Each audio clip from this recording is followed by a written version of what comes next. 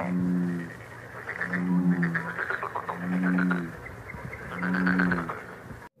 balik lagi bareng gue Ali di channel Asokat Story. Di video kali ini gue akan membahas persekutuan antara Rusia dan Korea Utara. Setelah Perang Dunia Kedua, yaitu pada tahun 1950, semenanjung Korea atau Korea termasuk daerah yang diperebutkan. Karena Korea merupakan bekas wilayah jajahan Jepang. Dan karena Jepang kalah, Korea pun diperebutkan oleh dua negara besar, yaitu Uni Soviet dan Amerika Serikat. Dan terjadilah Perang Korea dari tahun 1950 sampai tahun 1953 antara Uni Soviet dan Amerika Serikat.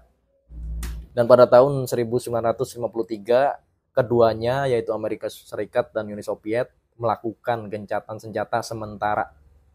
Jadi nggak perang dulu nih, gencatan senjata sementara. Dan sejak saat itu Korea pun terbagi menjadi dua atau terpecah. Korea Utara dipimpin oleh Kim Il Sung, yaitu kakek dari Kim Jong Un yang sekarang memimpin Korea Utara. Kim Il Sung merupakan tentara komunis dan juga orang yang dipercayai oleh pihak Uni Soviet untuk memegang Korea Utara pada saat itu. Semenjak saat itulah hubungan antara Korea Utara dan Uni Soviet atau sekarangnya Rusia itu dimulai.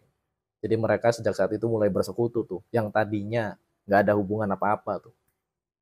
Jadi tadinya itu kan semenanjung Korea, udah Korea aja nih, nggak ada Korea Utara, nggak ada Korea Selatan. Nah setelah Perang Dunia Kedua selesai gitu kan, Korea diperebutkan nih. Nah setelah diperebutkan ada perang nih di Korea nih. Ya biasalah, dua negara gede gitu kan, Uni Soviet sama Amerika. Nah setelah itu kan Korea Utara sama Korea Selatan terpecah. Korea Utara jadi bagian Uni Soviet. Otomatis dia juga bersekutu atau bersekongkol. Pada tahun 1991 Uni Soviet berubah menjadi Rusia. Jadi tadinya Rusia, Kekaisaran Rusia maksud gua. Kekaisaran Rusia, Tsar Nicholas II tuh tadinya tuh. Sebelum ada Uni Soviet atau sebelum ada komunis lah. Nah setelah itu tumbang kan, Tsar Nicholas II-nya tumbang, diganti sama Uni Soviet tuh dengan ideologi komunis. Setelah itu Uni Soviet bubar lagi nih. Bubar digantikan Rusia lagi namanya. Dan ada bagian negara-negara kecil gitu kan di sekitar Uni Soviet yang terpecah, yang mau merdeka sendiri lah. Cuman tetap ideologi mereka tetap Uni Soviet dulu, yaitu komunis. Uni Soviet bubar gitu, berubah jadi Rusia, tetapi tidak dengan ideologinya. Walaupun secara geografis dan secara nama berubah gitu kan intinya, tetapi ideologi mereka tetap dulu, yang dulunya maksud gua, yaitu komunis. 3 tahun setelah bubarnya Uni Soviet, Kim Il Sung pun meninggal, yaitu selaku pemimpin tertinggi Korea Utara. Otomatis yang maju selanjutnya menjadi pemimpin adalah anaknya, yaitu Kim Jong Il. Sebenarnya yang menjalin kerjasama dengan Korea Utara tidak hanya negara Rusia. Ada negara-negara Eropa Barat pun yang menjadi, ada negara-negara Eropa Barat yang menjadi sekutunya Korea juga. Salah satunya adalah Jerman dan juga Swedia. Jadi mereka tuh kadang-kadang ada hubungan diplomatik nih. Pernah juga tuh Korea Utara meminjam atau bahasa gampangnya ngutang gitu kan, ngutang mobil ke Swedia, mobil merek Volvo. Kalau hubungan Korea Utara dengan Jerman itu, Korea Utara pernah mempelajari pembuatan nuklir dengan orang-orang Jerman. Jadi kalau orang-orang Jerman itu udah nggak aneh lah, kayak macam pembuatan senjata, pembuatan bom tuh udah nggak aneh, udah nggak aneh orang Jerman tuh. Kayak pembuatan nuklir, pembuatan senjata tuh udah nggak aneh. Tetapi yang paling erat dan dekat secara geografis tetap Rusia. Bahkan pada tahun 1970-an, Korea Utara mulai mengerjakan rudal pertama Uni Soviet dengan jangkauan 300 km. Karena masih jadul gitu kan, jangkauannya masih nggak terlalu jauh, nggak kayak sekarang. Dan melakukan tes pertamanya pada tahun 1984. Jadi 14 tahun, 1970 ke 1984. Baru diuji coba.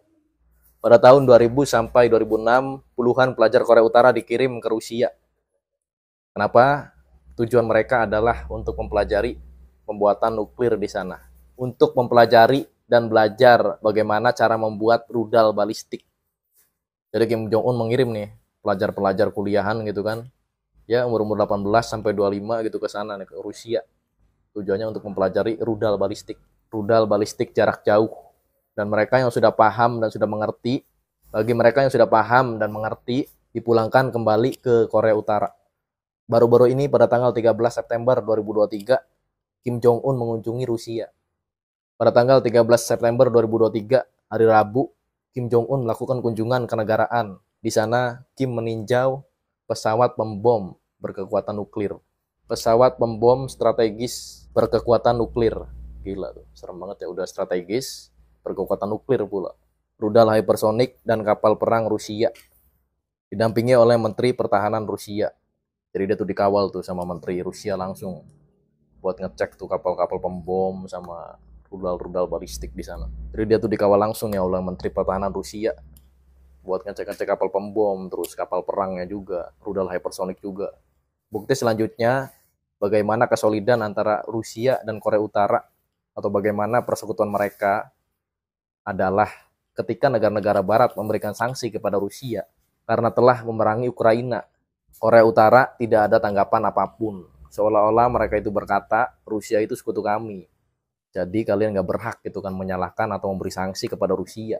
Atau ketika Amerika Serikat dan sekutunya memberikan sanksi kepada Korea Utara karena uji coba rudal balistiknya, hanya negara Rusia yang tidak memberikan sanksi dan pendapat apapun.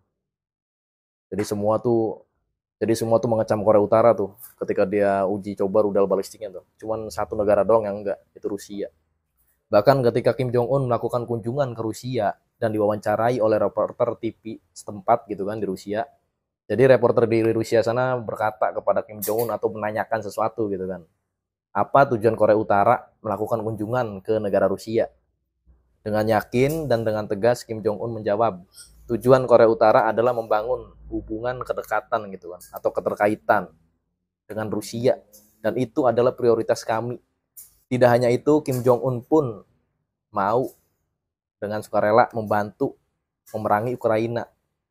Jadi dia tuh mau mengirim pasukan juga nih untuk Rusia, mengirimi bantuan tambahan pasukan maksud gue. Jadi intinya alutista dan tentara-tentara Korea Utara itu udah pada siap untuk membantu Rusia memerangi Ukraina. Dari percakapan ini saja sudah sangat jelas bahwa begitu solid hubungan persekutuan antara Rusia dan Korea Utara.